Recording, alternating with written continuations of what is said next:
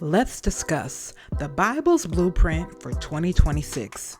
New Year's resolutions versus God's will.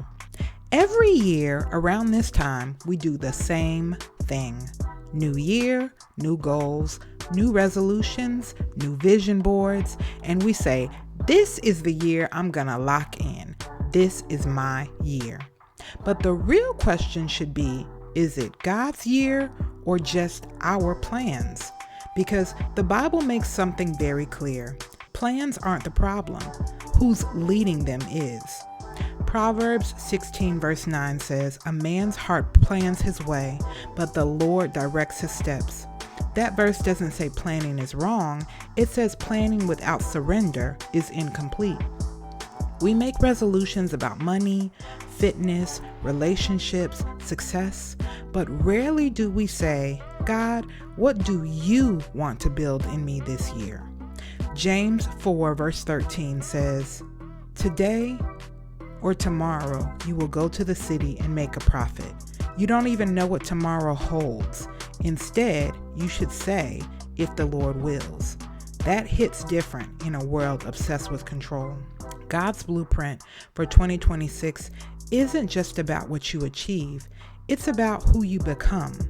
Romans 12 verse 2 says, "Do not be conformed to this world, but be transformed by the renewing of your mind." That means the goal isn't a new routine, it's a renewed heart. Culture says level up, but God says die to self.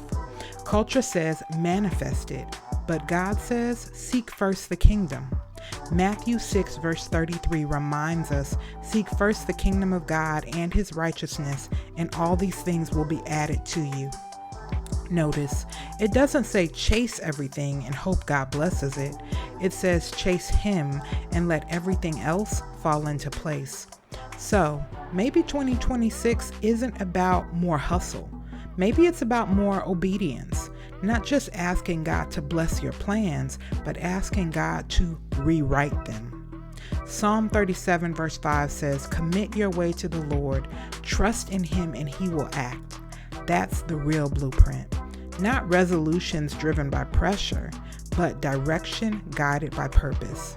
So, before you write the goals, before you post the vision board, before you declare this is my year, ask one question.